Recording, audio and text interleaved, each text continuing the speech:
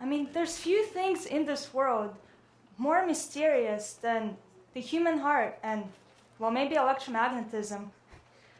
But just think about it.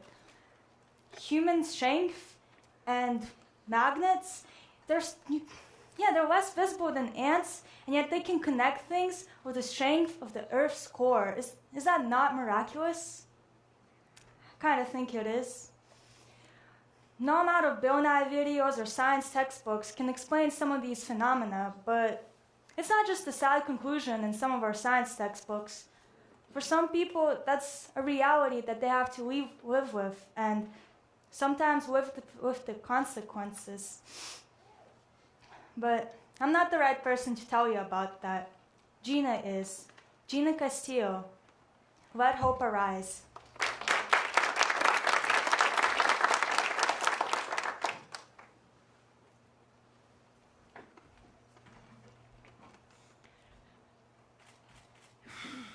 Have you ever experienced a situation in life that you never dreamed you'd face? Have you ever faced a problem so difficult that you never dreamed you'd make it through? Well, I want to talk to you today about a time in my life I never dreamed I'd live through. It was my first semester of college, and I'd been feeling already extremely ill, and I thought, oh, this is adulthood. I had a rash on my face, extreme fatigueness, my joints were aching. I was even vomiting bile every day. So I finally thought, it's time to go to the doctor. Well, I went to the doctor and I did what everybody does. They checked my blood pressure, my weight. I even had my blood drawn, hoping that they would give me an answer then and there. Within a few hours, I received a phone call stating I needed to make my way to the emergency room. Thought to myself, feeling okay, it's not that bad. They must have mixed up my paperwork with somebody else. Nonetheless, my mother and I took off to the emergency room. Within a few hours, we were escorted into a private room. And I was given some of the most difficult information I had ever received. They said, you have ESRD. I didn't know what that meant either. They said, you have end-stage renal disease. Not only did my kidneys stop working, but they had completely shut down. They no longer were filtering the toxins out of my body, explaining why I was vomiting bile every day. I had even broken the hospital's record for the most creatinine in someone's blood. If that wasn't enough, I was also diagnosed with high blood pressure and lupus. Another funny word I learned on the spot. Lupus is an uncurable autoimmune disease in which the body's immune system becomes hyperactive, basically attacks itself. It attacks not only healthy tissues, but also it can attack healthy organs. Great. I have end-stage renal disease and lupus. Can it get any worse? He said, yes. You have to go through dialysis. Dialysis, I was going to have to be having it 3 to 4 times a week, basically a part-time job, 20 to 24 hours a week there. Without it, I wouldn't be able to live or even get a kidney one day. Dialysis became my new crutch. I felt hopeless at that point. But wait, what about the lupus again? Well, I was sent to UCSF to confirm what they had diagnosed, and yes, it did. They said, whatever injured your body, attacked your kidneys, permanently scarred them. And we don't know how this happened. It could have been pollution, paint, being around a certain animal, or undiagnosed and untreated strep throat. Living with this disease, with lupus, became my ball and chain. Living with the disease isn't easy when they tell you that there is no cure. Adjusting to life, drinking 30 to 40 pills a day. And if that wasn't enough, I began to see these tiny purple and blue spots on my feet. And I didn't think much of them. I thought, oh, I must have hit my foot on something or a side effect from one of the medications. It got to the point where I couldn't ignore it. I was in excruciating pain. Went to my doctor. The doctor referred me to the nephrologist, dermatologist, and to the CDC. Finally, a doctor figured out what I had. He was actually very ecstatic to see me. He said, the last time I had ever seen a case like yours was during my residency back in 1970. I said, well, if you know what this is, give me the treatment, let's go on. So he said, not only the lupus, end-stage renal disease, you have something called calciphylaxis. Only 0.1% of people with end-stage renal disease get it.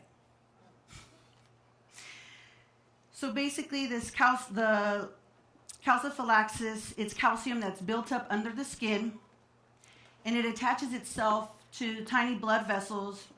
These blood vessels eventually become blood clots.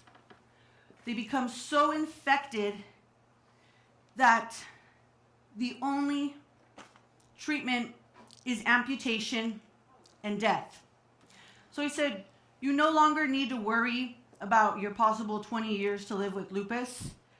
You'll probably maybe have comfortably 5 years to live. In that moment, I felt that somebody had throat punched me, socked me in the stomach, tasered me all at once.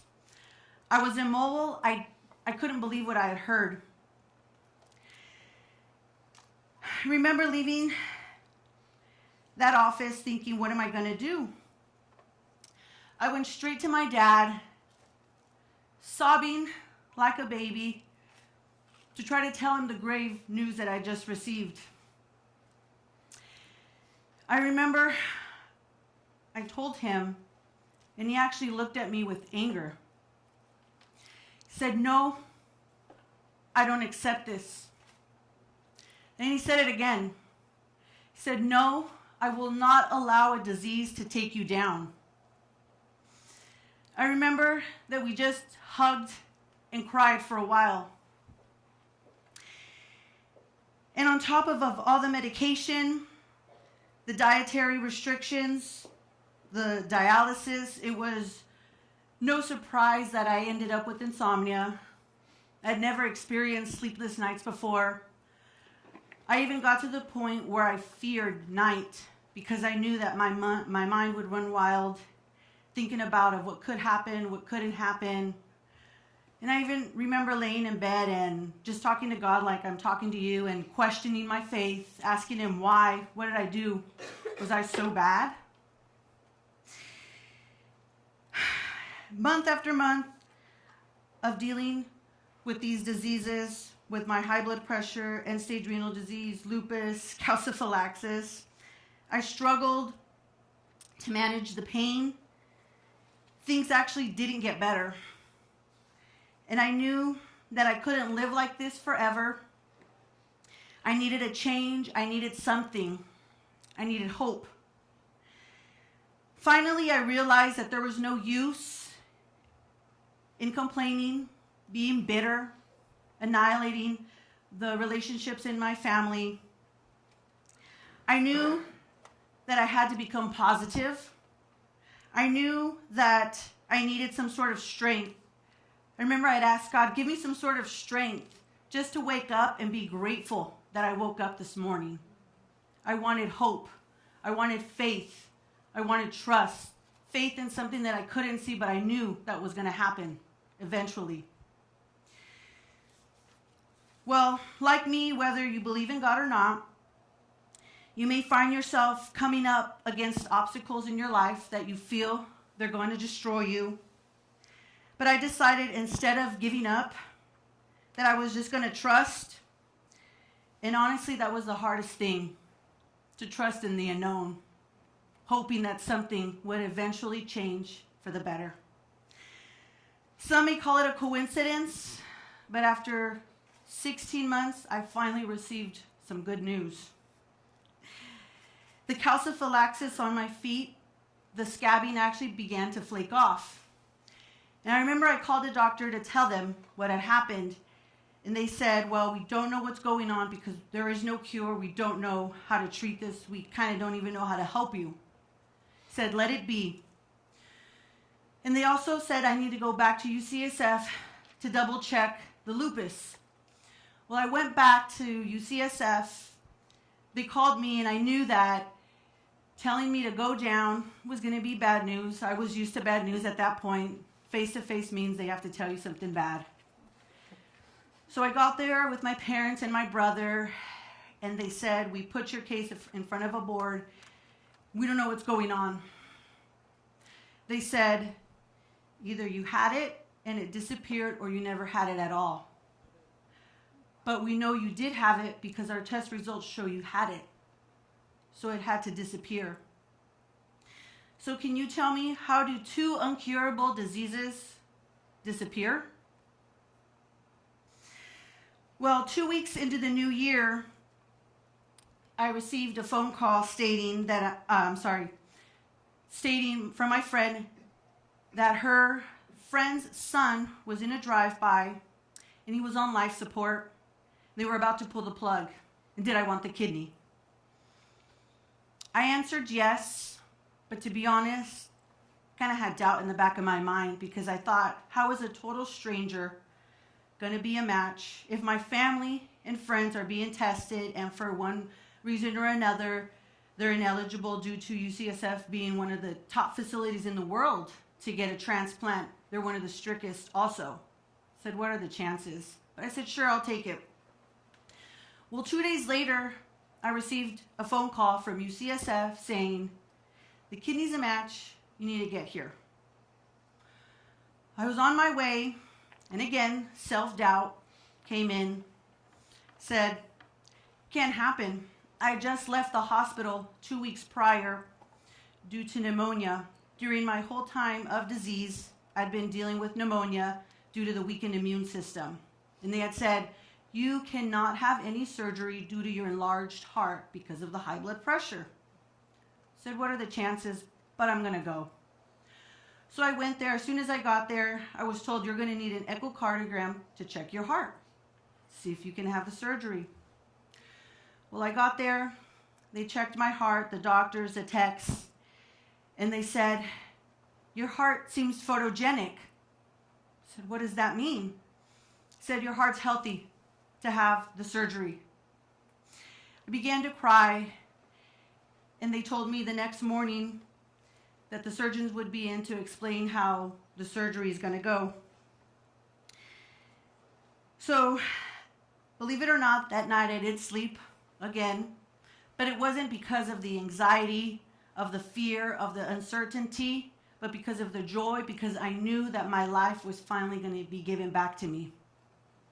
Well, the morning came, the doctors explained the surgery, and just as quickly as I was whisked off from my first treatment of dialysis, I was on my way to the end, to the need for it forever. Typically, a kidney surgery takes between 4 to 5 hours. Mine was done in 2. And the kidney began working on the spot. And that typically doesn't happen. It takes 3 weeks to 3 months for a kidney to properly function. How do I know? Well, I was told that as soon as they attached the kidney, it began to produce urine. During this whole time that I was ill on dialysis, I never urinated because my kidneys were not functioning, so there was nothing being sent to the bladder. I remember waking up in the post-op and feeling that sensation again, and I thought it was all in my head. They said, in order to go back to your room, you need to pee. So I remember I did, and I saw that bag. And as I was wheeled back into my room, I was so overwhelmed. I had tears of joy, overwhelming gratefulness. There was not a dry eye in that room. All of my family, we were crying of gratefulness, of joy. And within 3 days of post-transplant and 3 kidneys, I was on my way home.